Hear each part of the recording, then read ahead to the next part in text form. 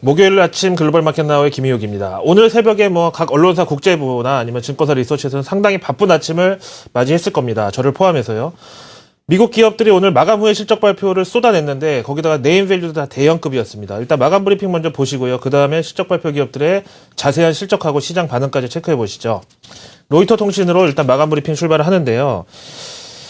어제 이 시간 이 자리에서 6거래일 연속 상승 다음 날은 조정받고 간다. 이런 이 통계 자료가 떠오르네요. 6거래일 연속의 S&P 500 지수 기준으로 상승세를 이어가다가 하루 정도 오늘 마이너스가 나왔습니다. 근데 오늘 3대 지수 모두 마이너스 하락 마감이 맞긴 맞습니다만은 본장에서 그랬다는 거고요. 장 마감 이후가 더 중요한 날이었죠. 애플, 페이스북, 퀄컴 이런 IT 대장주들이 실적 발표를 앞두고 있었는데요. 이렇게 마감 후에 대형 이벤트가 잡혀 있다 보니까 실적 시즌이 한창 지금 진행 중임에도 불구하고 본장에서의 거래량은 일평균 대비해서 한 15% 정도 부진한 56억 7천만 주에서 수요 일정을 마쳤습니다. 자, 오늘 실적 발표는 애플 실적 보고서 바로 넘어가겠습니다. 헤드라인 넘버부터 보시면은요. 1분기 총 매출이 456억 5천만 달러를 기록해서 예상치를 비교적 여유있게 상회를 했습니다. 그 다음에 EPS 기준으로 수정치가 보니까 11달러 62센트 나왔죠. 이것도 역시 예상치를 여유있게 뛰어넘은 건데요. 그렇다고 이거를 실적 호전에 따른 실적 발표 주가 상승으로 보느냐, 그렇게 보기에는 좀 약간 명암이 들어있는데요. 먼저 암부터 보실까요? 지역별하고 이제 제품별 매출 보시면은요,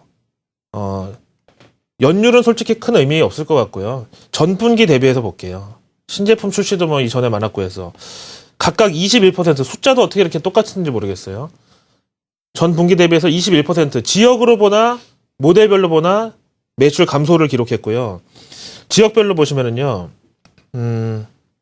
북미 같은 경우에 미국, 캐나다잖아요. 마이너스 29, 유럽 마이너스 22. 중국하고 요쪽 비엔남 이런데 신흥국만 늘어났고, 그 다음에 일본 줄었고, 아시아 줄었고, 다 줄어들었습니다. 그래서 평균 21% 감소했고요. 모델별로 내려가서 보시면요. 아이폰, 아이패드, 다 감소했고, 맥 PC 14% 줄었고, 아이팟은 요즘에 거의 사는 사람 잘 없잖아요. 마이너스 53% 해서 결국 모델별 매출도 21%가 감소를 했습니다. 어느 정도 예상은 돼 있었지만 현실은 현실이라고 말씀을 드리고요. 그런데 이제 이게 암이면은 명은 따로 있었죠. 애플의 주주가치 극대화 프로그램. 크게 세 가지 골자로 오늘 발표가 됐습니다. 화면으로 정리해 봤는데요. 먼저 주식 한 주를 7주로 쪼개는 액면 분할을 실시하겠다. 그 다음에 자사주 900억 달러치를 매입하겠다. 전년 요맘때는 600억 달러 자사주 매입이었거든요. 한 50% 확대했고요. 그 다음에 배당을 주당 3달러 29센트 정도로 주겠다. 이거를 발표하는 컨퍼런스 콜에서 팀쿡 애플의 CEO는 애플 주가는 아직도 저평가되어 있다라고 얘기했습니다. 하지만 한간에서는 결국 혁신의 끝은 돈질이냐? 이런 이제 얘기도 나오고 있고요.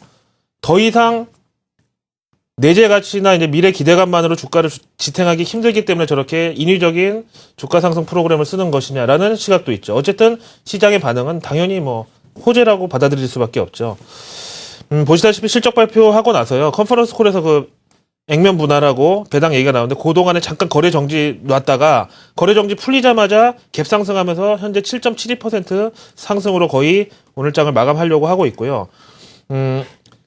사실상 실적 호조에 대한 반응은 아니고 앞에서 보신 주가 상승 요인, 배당 증액하고 자사주 매입 이런 거에 따른 것으로 저는 보고 있는데 조금 이따가 이제 이거를 어떻게 우리 시장에 적용할지는 한번 같이 저랑 생각을 해보시죠. 오늘 좀 바쁜 날이어가지고요. 바로바로 넘어가겠습니다. 이번엔 페이스북, 국내 SNS 관련주들 네이버 등등 해가지고 관심이 많죠. 보시다시피 1분기 실적 보고서에서는 일단은 데일리 적극 사용자, 이 기준이 하루에 몇 번 접속하고 몇 분 이상 사용인데 그거는 제가 잊어버렸는데 어쨌든 데일리 적극 사용자가 8억 200명 기록해서 21% 증가했다. 그 다음에 모바일 적극 사용자 수는 6억 900명으로 전년비 43% 늘었다. 계속 지금 저변이 확대되고 있다는 거고요. 그 다음에 제일 중요한 매출은 예상치를 하회했습니다. 이건 왜 그랬냐면은요. 1분기 기업 실적에 대한 기대치가 사실 낮았습니다. 특히 이제 기술주하고 바이오 테크놀로지 실적 시즌 전에 워낙 많이 눌러놓다 보니까, 일종의 꼼수죠.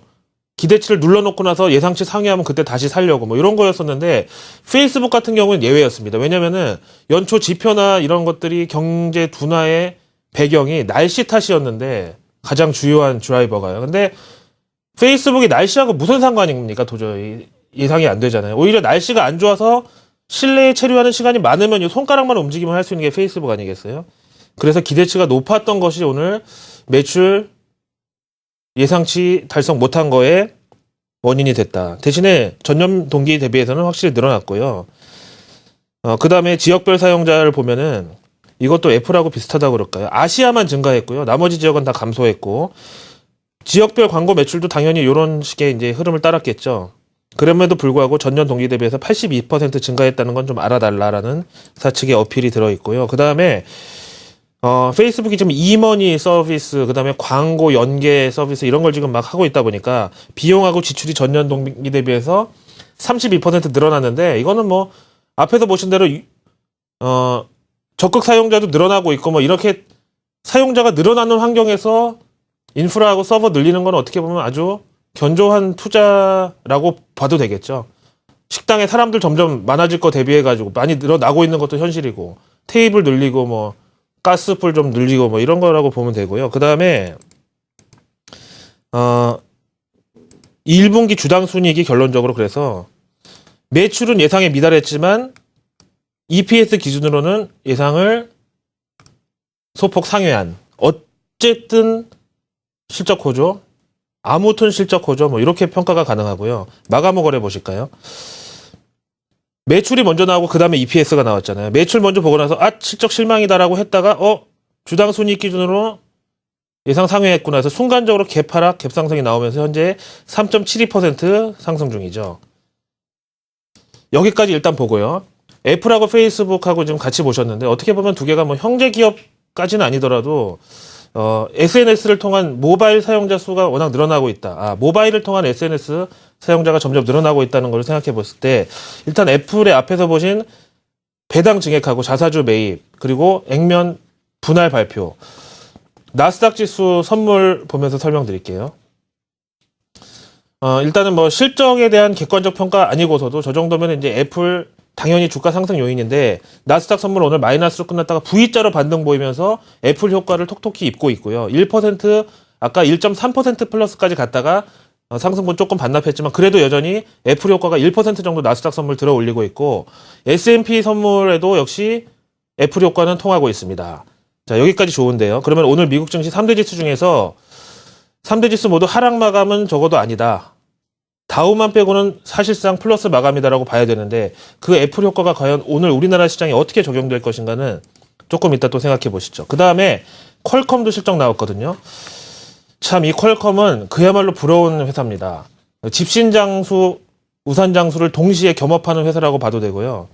이게 무선 접속 장치를 만들고 이제 특허도 갖고 있는 회사인데, 이게 모든 스마트 기기에 다 들어갑니다. 보시다시피 소비자가 갤럭시를 선택하든 LG를 선택하든 HTC든 애플이든 뭘 사든지 간에 무조건 이 퀄컴 제품하고 특허는 다 들어가게 돼 있고요. 타블렛도 마찬가지고요. 근데 이런 회사다 보니까 조금 이것도 기대감이 있긴 있었겠죠. 실적 보고서 바로 보시죠. 일단 매출은 이 퀄컴도 예상에 조금 미달했습니다. 65억 달러 정도 내다봤는데 실제는 63억 7천만 달러 나왔고요. 전 분기 대비해서 4%가 감소했습니다. 매출 지금 보고 계시고요. 근데 이제 분기로는 4% 감소지만 연율로는 플러스 4%다. 사실 퀄컴 같은 기업은 CEO 성명도 중요한데요. 이 부분이 저는 상당히 인상적이었습니다. 지금 사실 스마트폰은 살 사람은 다 샀다. 아니다. 이제 저변 확대가 진짜 진검승부다 얘기하잖아요. 올해도 3G, 4G 다 강력한 무선 서비스를 등에 업고 강력한 성장세를 기대하고 있대요. 그러면은 매출은 예상에 못 미쳤는데 주당 순이익은요? 1달러 31센트 나와가지고 예상치를 소폭 상회를 했습니다. 이것도 마감 후에 실적 발표했으니까 시간 외 거래 동향 보실까요? 마이너스 1%에서 현재 3.93%로 잠깐 수정이 됐고 어쨌든 많이 빼고 있죠. 근데 이것도요. 지난 1년 동안의 그래프를 보시면은 진짜 책에나 나오는 차트죠, 이런 거는. 그래서 뭐 차익 실현할 때에도 됐고 앞에서 뭐 말씀드렸다시피 스마트폰이나 스마트 기기, 뭐 타블렛 PC 같은 거 이미 살 사람은 다 샀다는 거냐 아니면 이제 본격적인 저가 기계가 나오면서 완전한 저변 확대로 완숙 단계에 한 단계 더 레벨업을 갈 것이냐. 요것도 요 주가를 한번 보면 알 수가 있겠죠. 어쨌든 퀄컴 실적은요. 오늘 같은 날은 소문에 샀다 뭐 뉴스에 팔았다는 흐름으로 봐도 나쁘지 않겠고요. 일단 우리나라 스마트폰 관련주, 부품주 이런 데 나쁘지 않은 정도의 실적이었다고 저는 봤습니다.